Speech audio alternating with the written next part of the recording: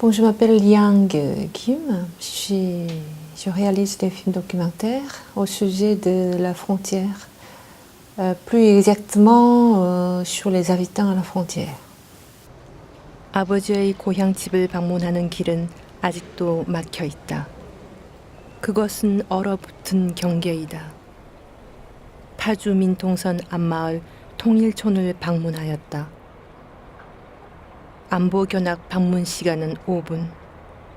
C'est délicat bien sûr parce que ça amène des angoisses quand même. Voilà. Et les Coréens veulent oublier, ils travaillent beaucoup pour oublier cette angoisse de la guerre, cette blessure d'être divisés depuis 60 ans. Parce que, voilà, les Coréens ne sont pas comme les Occidentaux qui se psychanalysent. Non, pas du tout. Les Asiatiques préfèrent oublier. 분단 철책을 곁에 두고 살아가는 사람들의 이야기는 과연 어떤 것일까? Je voulais faire le film, mais en Corée, à l'époque, c'était très difficile.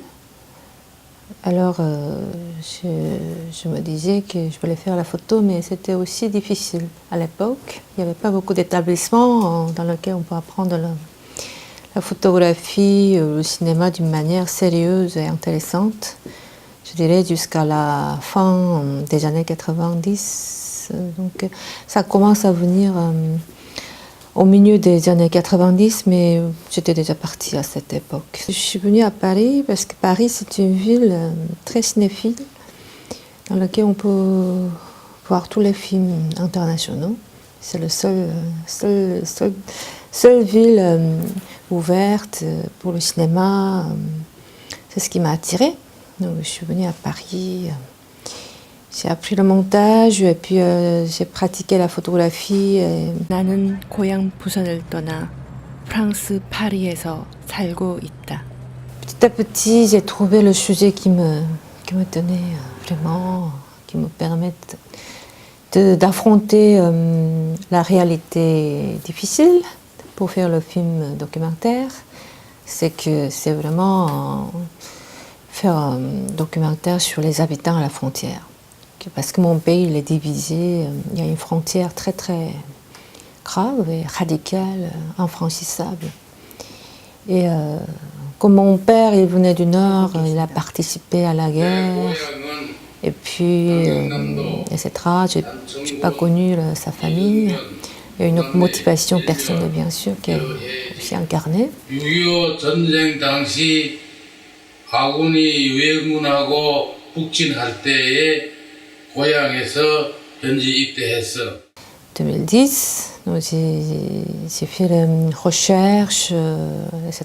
là-dessus. Et donc je suis allée à Yeonpyeong-do, qui est une île bombardée par l'armée du Nord coréen. Et je voulais faire un film là-dessus, mais ça ne me disait rien l'atmosphère et puis les habitants, etc. Et donc j'ai cherché encore, et puis je suis atterrie à Cholwon. Cholwon, c'est une région qui se trouve au cœur de la péninsule divisée. Et géopolitiquement, c'est très très important et intéressant. Et puis pendant la guerre, c'était vraiment le lieu plus virulent du combat, etc. J'ai pu obtenir l'aide de la préfecture et l'aide des habitants.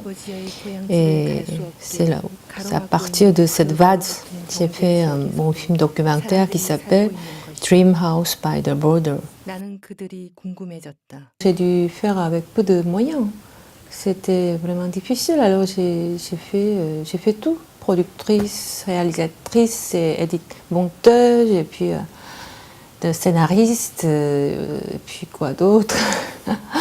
Voilà, c'était vraiment difficile.